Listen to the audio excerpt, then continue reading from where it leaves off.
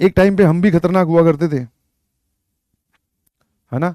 School की commode में दिवाली का टाइम था, और अगले ही दिन जो है वो घर पे जाना था, मतलब छुट्टियां होने वाली थी स्कूल में। अपने हॉस्टलर थे, तो प्लान बना,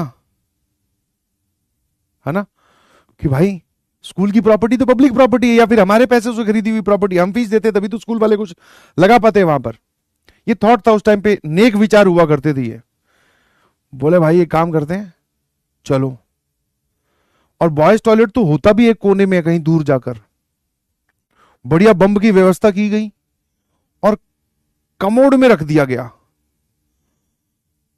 और आराम से उसके आग लगा के हम लोग वापस आ गए।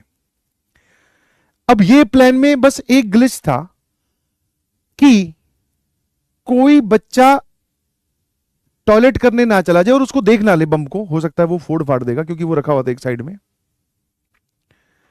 तो वो कमोड फूटना चाहिए, धमाका होना चाहिए बहुत बढ़िया।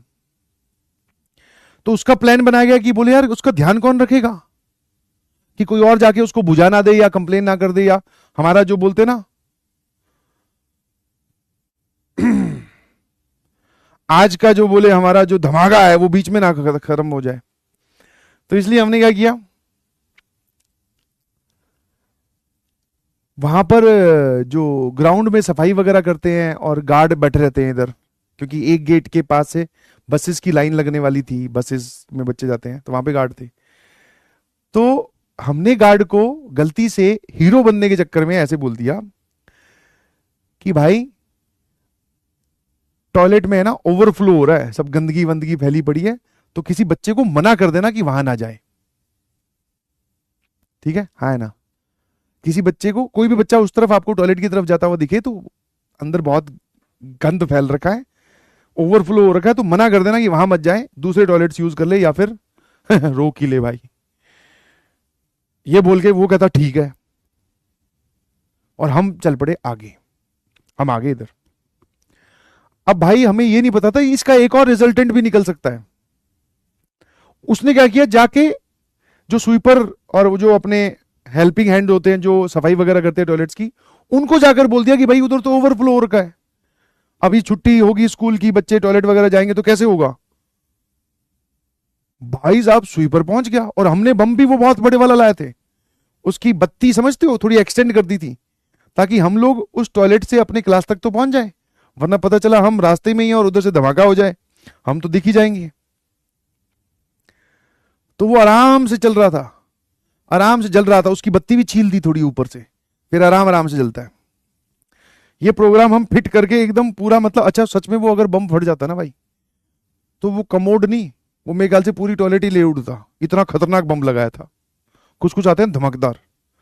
और हमारे जो दोस्त वगैरह थे क्लास वाले, वो इतने खुराफाती कि उन्होंने एक तो बत्ती एक्सटेंड की और एक उस बम की पावर डबल कर दी, मतलब दो बम को एक साथ मिलाकर एक गुच्छा बनाकर ऐसे उनकी एक बत्ती निकल रही है। उधर से स्वीपर पहुंचे, स्वीपर ने जाकर देखा कोई ओवरफ्लो नहीं हो रहा, बट हाँ बोले ये तो बारूद जलने की कुछ खुशबू आ रही, बत्ती जलती तो आती है, वो तो हल्की हल्की भीनी भीनी। तो उन्होंने वो गेट खोलकर देखा, आगे भाई साहब बम रखा हुआ, और वो बत्ती ज्यादा लंबी थी तो वो अब तक जला भी नहीं था। उसने पहले तो वो बुझाई, फिर वो हाथ में बम को लहराता हुआ लेकर आ रहा है। फिर वो पहले उस गार्ड से पूछा कि भाई तूने कहा कि अंदर मामला ओवरफ्लो हो रखा है, वहां तो सब कुछ ठीक है। गार्ड बोला कि हमें तो वो बच्चे बोल के गए थे। अब जो गार्ड वगैरह होते हैं उनको ये नहीं पता होता कि वो बच्चे कौन सी क्लास के हैं। अगर आप सामने लाकर खड़ा करोगे तो वो आइडेंटिफाई कर लेंगे कि ये था या ये फिर ये लोग थे, बट हमारी नेचुरली उनको क्लास नहीं पता थी। तो हम गए बच, ठीक है ना। हम बच गए, ना धमाका हुआ ना हम पकड़े गए। बाद में भाई स्कूल के टाइम पे जाते वक्त जाते फिर लड़कों ने चेक किया है बस में बैठने से पहले, कि बोले भाई हमने जो आज यहां पे धमाका करना था वो गया कहां मामला। वो सेटल हो गए सब लोग, अगले दिन से छुट्टियां थी। मैं अपने हॉस्टल में अपना सामान इकट्ठा कर रहा था, शाम को ट्रेन थी घर जाने की। तो शाम को 7:15 बजे ट्रेन थी, स्कूल छूट जाता है आराम से 2:30-3 बजे के करीब। तो मैं अपना सामान पैक कर रहा था और बाकी हॉस्टल वाले बच्चे जा रहे थे, तो उनके साथ बातें बातें, इतने में उमेश भैया आए। उमेश भैया वही जो सब सारी चीजों को काम करते थे वो स्कूल में। तो वो साथ में चाय पीते पीते मेरे को क्या बोल रहे हैं कि यार बड़े ही खतरनाक बच्चे हैं। मेरे को क्या हो गया? बोले आपको नहीं पता, आज है ना ऑफिस टॉयलेट में बम निकला है, बॉयज टॉयलेट में। भाई साहब मेरा चेहरा एकदम लाल। मैं कहा बम निकला है? ये कौन खतरनाक लोग हैं? कौन से नॉनसेंस बच्चे हैं, मतलब damaging causing damage to the school property. बोले वो उमेश भैया भी कहते। हाँ। बोले प्रिंसिपल सर को और प्रिंसिपल मैम को, मतलब मैनेजिंग डायरेक्टर वाले तो सर हो गए और प्रिंसिपल मैम, बोले सबको बता दिया है।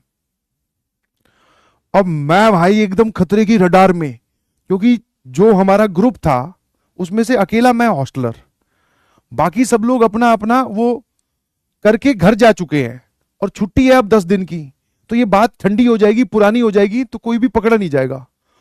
अब मैं इंतजार कर रहा कब 6 बजे, कब मैं यहां से निकलूं। 7:15 बजे की ट्रेन है। और भाई मैंने कहा अब फंसेंगे, क्योंकि अगर कहीं गलती से सीसीटीवी, वैसे तो ग्राउंड में नहीं लगे हुए हैं, बट मैंने कहा कोई बोल दे, अंकल ही पहचान ले, कुछ भी हो जाए, रडार में मैं हूं मेरे बम फोड़े जाएंगे। तो फिर शाम शाम हुई, धीरे धीरे धीरे धीरे प्रिंसिपल सर भी दिखे, मैं भी happy Deepavali sir, this is the colour of lights, lights of colour, पता नहीं क्या बोली जा रहा था। वो बोले ठीक है, वेरी गुड, ठीक है, कब है आपकी ट्रेन? मैंने कहा छोड़ के आ रहे हो गया। मैं कहा, बस अभी जा ही रहा हूँ सर, बस। मैं निकल गया भाई। वापिस आके फिर हमने डिस्कस किया। मैं कहा भाई साहब तुम जो धमाका करके गए थे ना, उसका बम मेरे पे फूटता।